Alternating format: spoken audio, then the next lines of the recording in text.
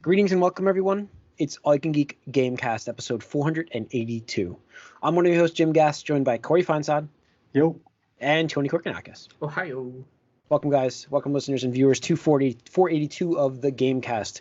Mike is out tonight, so nobody's filling in for him. It's just us. So he'll be back next week. Yeah, we've got some stuff to talk about tonight with some controversial stuff, actually, to talk about. So I have a feeling that might take up a little bit of our time. But we will get into that in just a minute. Let's get into what we've been up to first. I've been playing a lot more Control.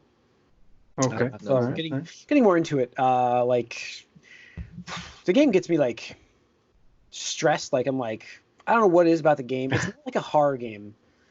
But it's, like, it does have, like, the jump aspect of things for me.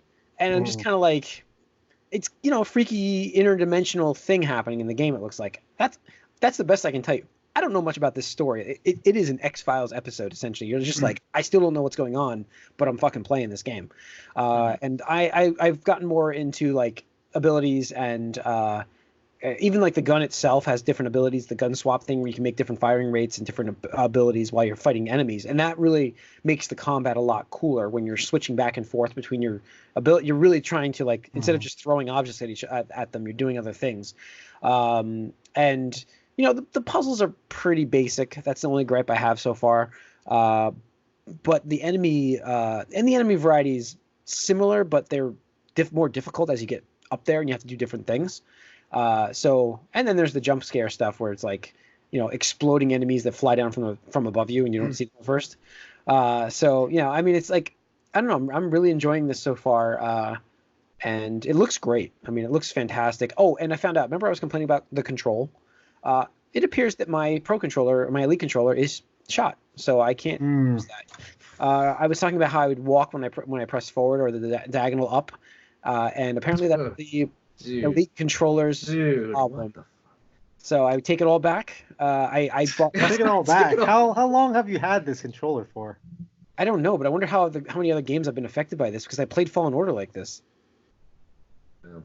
So all I know is I brought the Project Scorpio controller I have still. I brought that out of got the dust off of it, put some batteries in it, and the control is fantastic, fluid, quick, responsive.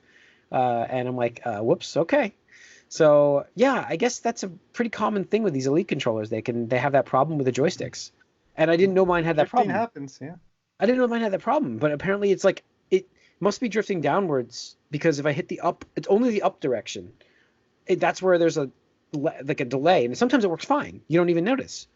But when you really need that like 3D movement control is where it seems to get out of whack. So I was really shocked to find that out over the weekend, but got me more into Control because I was able to play it more fluidly and not have the frustrations of slowing down when I'm needing to run around. And that helps in the combat, especially when you're facing bigger enemies. You're like, yeah, I'm like, I need to run, and you can't run. Like, so I died probably a couple times just to that.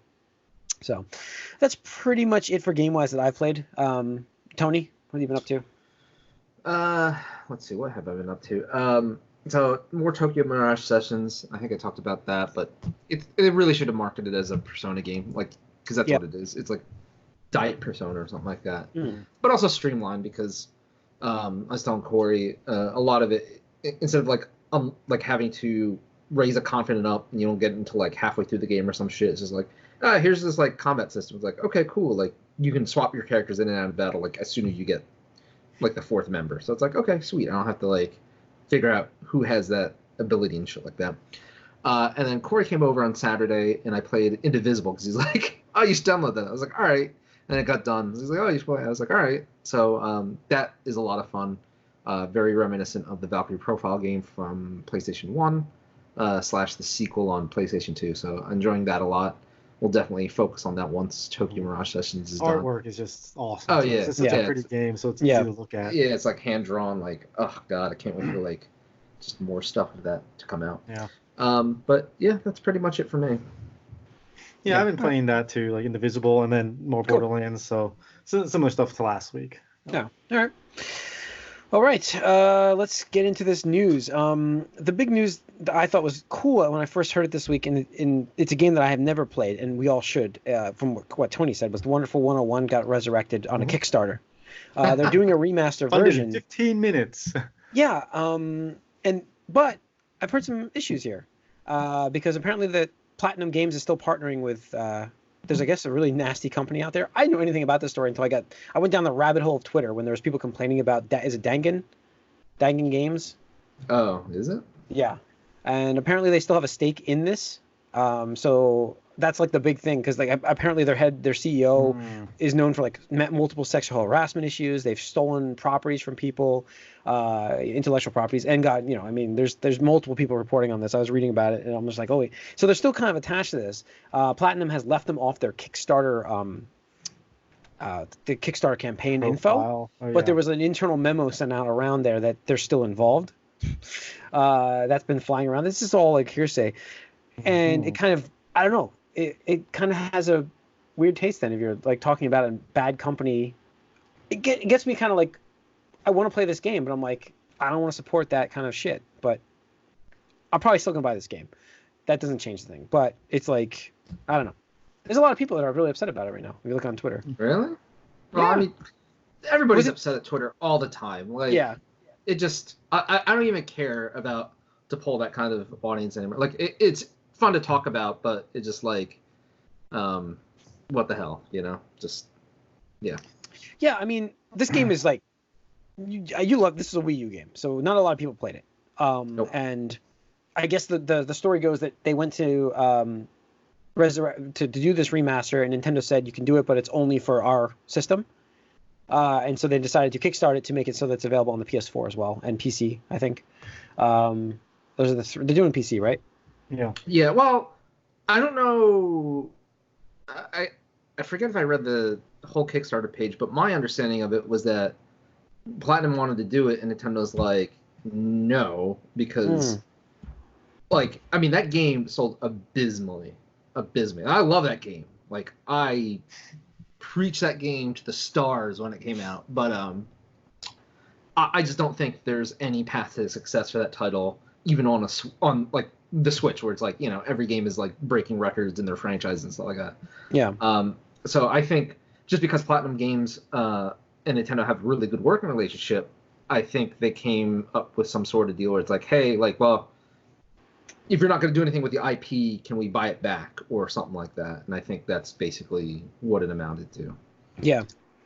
I don't know. I thought I had read yesterday. I'm trying to find it while you're talking. Was they had an article about that they went to Nintendo, and Nintendo had said that yes, you can remake the game, but it has to be exclusive for our system. And Platinum was looking for branching out and making it for multi-platforms.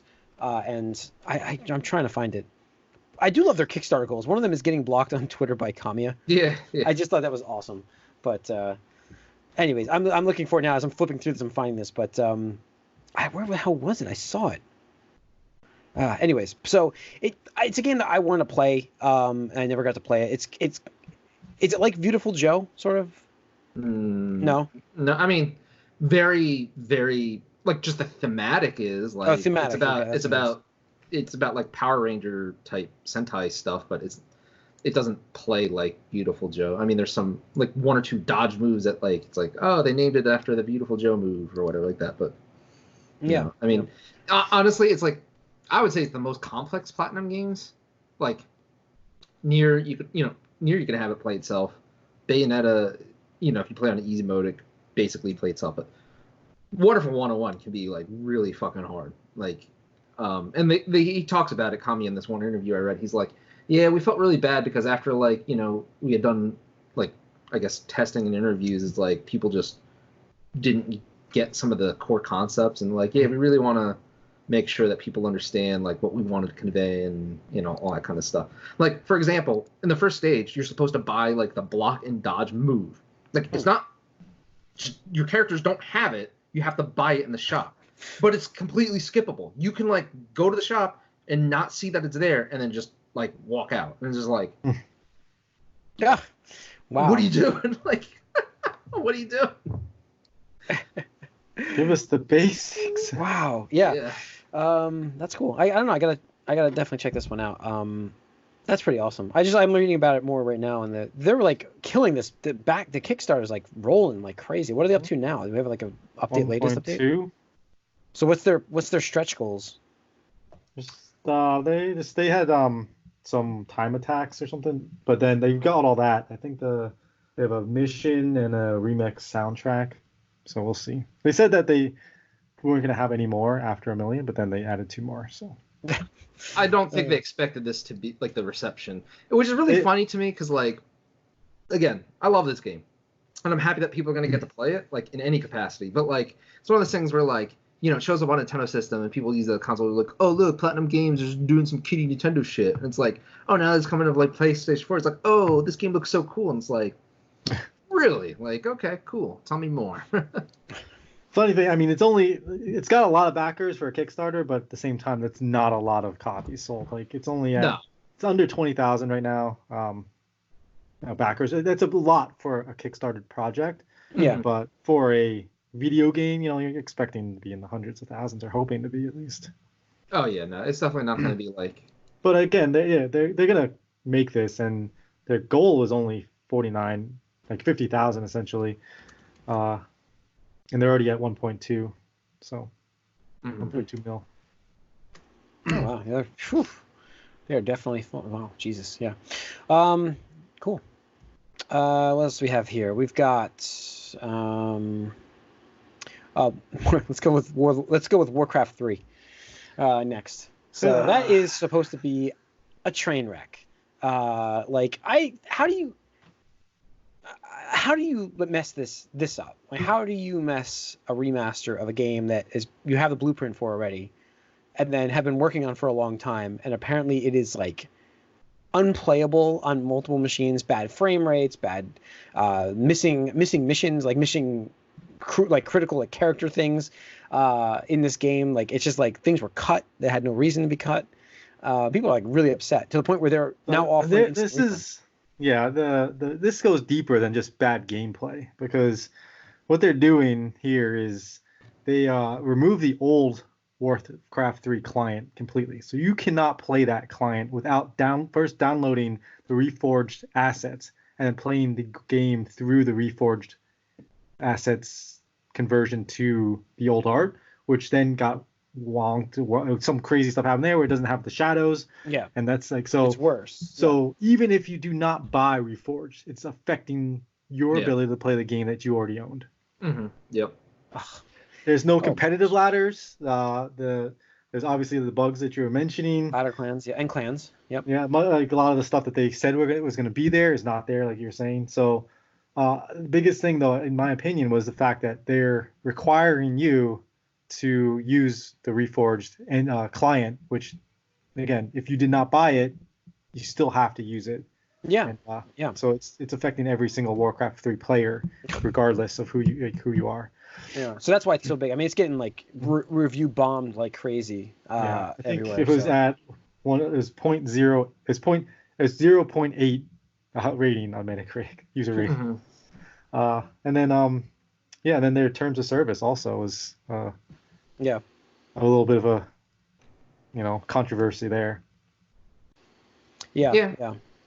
I don't know. I think I mean, this is another company that's really not had a great year last year, and they're not starting this. They're just keeping it rolling. They're really not starting this one off great. I mean, something you just want to start the year off smoothly for a game that you've been working on, a game that was really well liked. To remaster that, it's exciting. I was interested. I wasn't saying I'm getting it right away, but I was interested. And it's just like, you see this. You have games like Resident Evil 2 come out, and it's like, wow, this is everything everyone ever wanted and more.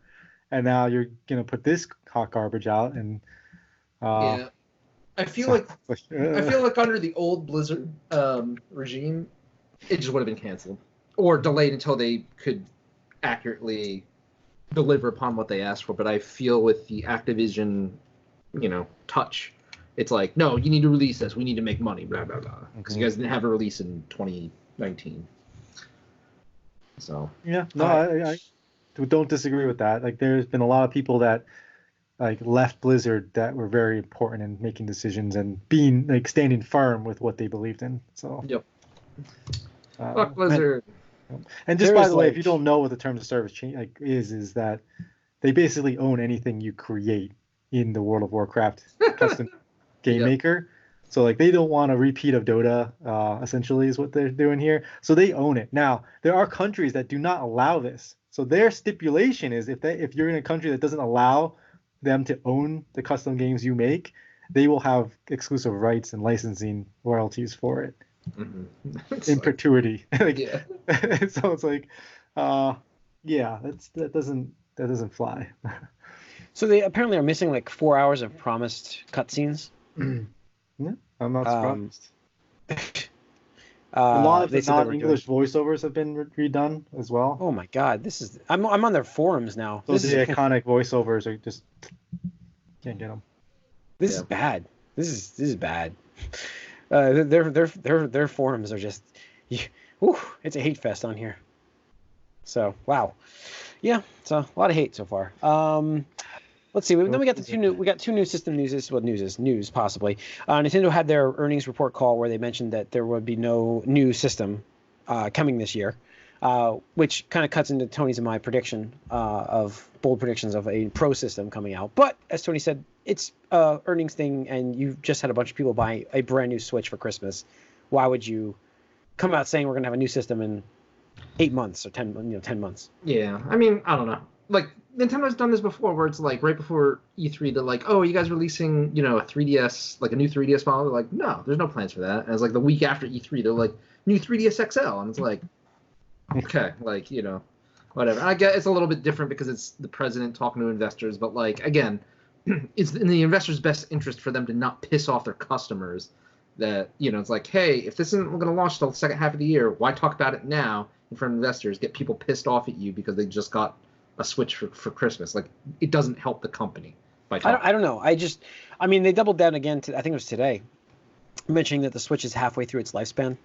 That doesn't mean you're not going to get a new system, but they're not seeing releasing obviously for another 3 years. See, I don't know where you read that, because I actually, if you read another part of the slide, they talk about how they feel like they can support the Switch for a long time to come. So I think it's going to be a longer life cycle than a traditional Nintendo system. And actually, part of me wonders if they're going to get into like the iPhone or mobile thing, where it's just like, in another year or two, it's like Switch whatever 2 or something like that. It's just like iterative and just builds upon each other and stuff like that. So I feel like that was what's his name, Zuge? Zuge? Yeah, I thought that was him. Could be. Let me see. I'm flipping through his stuff right now as we're talking, trying to find. I know it's either him or it was Wario. One of them had posted that they had said that it was halfway through. That was 18 hours ago. Maybe it was. I have to start saving things. I have to start saving things as they come Just up. start liking stuff. Yeah, so I haven't marked. Go through your likes. Yeah. I gotta find. Maybe it was Wario, but one of them actually had it on there. Now we're doing Silent Air. Sorry, everybody. No, but I had read that was like they saw it being halfway through, which it doesn't mean though that you're not going to get a new iteration of its system. And that would be 6 years for a console life. Mm-hmm. And that's fine. I mean, that's not going to be that. I would expect that. Why would you want to have a 4-year console life? Right. So, yeah. Yeah, I don't see it now. Didn't happen. It did. I'll find it. I will find it. Say it next week. I can see them doing a very similar thing what they did with their other handhelds and just kind of iterating on the console and bringing things forward a little bit. Like 3DS had 4 or 5 different revisions over the years. Mm-hmm. Like 3DS, 3DS XL, new 3DS, new 3DS XL, 2DS, 5 revisions right there. Yeah. We'll get there and stuff like that. But yeah. All right. Let's see what else we have. We've got PlayStation 5. Website launches for PlayStation 5. Does that mean we're going to get something this month, finally? I know we were thinking this week originally. What I was saying in the bold predictions. It's happening this month. So, website that says, more details to come. Yeah, I mean, I guess I would see... it says this is the exact final site. We've begun to share some incredible features that you can expect from PlayStation 5, but we're not quite ready to fully unveil the next generation of PlayStation. You can sign up below to become among the first to receive updates as we announce them, including news on PS5 release date, price, and upcoming roster of launch games. take this as though they're farther off than this month. Yeah, I can see that. Like, I think it's because so many people are expecting them. I mean, that announcement specifically is kind of makes it sound like, oh, just be patient, we'll get there at some point. I feel like it's going to be May. Yeah. The other thing I saw today, again, I have no source for this, so I can't. I have to start marking sources. Is again that they're waiting to announce their price of the PlayStation 5 until Microsoft announces their price. Yeah, I can see that. Yeah, so I'm not just pulling this out of nowhere. I definitely read this online. I follow a lot of the actual industry analysts, and I can't. And I always mix up who says it, but I know I was on there. It reminds me of that Twitter thing where the Blue Jays said, like, put out a Twitter post, and then some guy goes source, and then the Blue Jays respond literally us. Oh, I did see that. Yeah. And then the Falcons did the same thing because somebody asked them, they respond. They tweeted out, "Well, we're going to pursue this one player." The guy's like, "Source," and he's like, "Literally us, the Falcons." Come on, Jim. Right. Sources. Yeah, sources. I got to make them. I got to get those down. I'm going to find them. Not make them up, but find them. I gotta find this. I gotta find it, but I'm looking as we're doing it, and I'll find it after the podcast, and I'll be like, oh great. Mm-hmm. So, yeah. So I think that's it for the news. Do we have anything else, guys? Oh no, we just had some breaking news. What do we have? Let's see. Take-Two Interactive announces Dan Houser, Vice President Creative at Rockstar Games, will be leaving. Yeah. He did an extended break beginning in the spring of 2019, but now he's announcing he's departing March 11th. So. Whoa, he's one of the visionaries behind Red Dead Redemption and stuff like that. Grand Theft Auto. And Grand Theft Auto. So, I don't think that's particularly good for the company. No, definitely not. Wow. And the thing is, like, I think his brother is there too, because like I think they worked on it together, obviously, and stuff like that. So I don't think it's just like he decided to ditch his brother and like go somewhere else. So maybe because I know I heard some rumor about. Take-Two was kind of trying to lean heavy on Rockstar to make more games because it's like, where's our fucking Grand Theft Auto this generation? It's like yeah. Yeah. I mean, they're gonna just sell 5 forever. Yeah. I mean, why would you make a new one when people still buy this fucking game? Yeah. Yeah.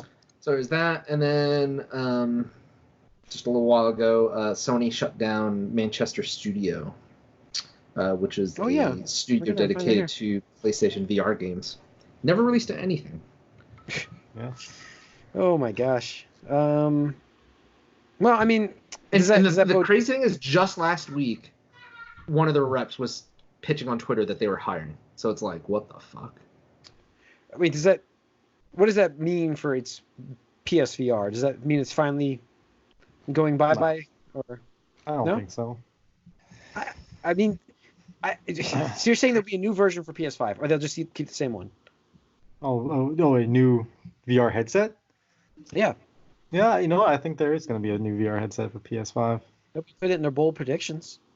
Should have. Yeah.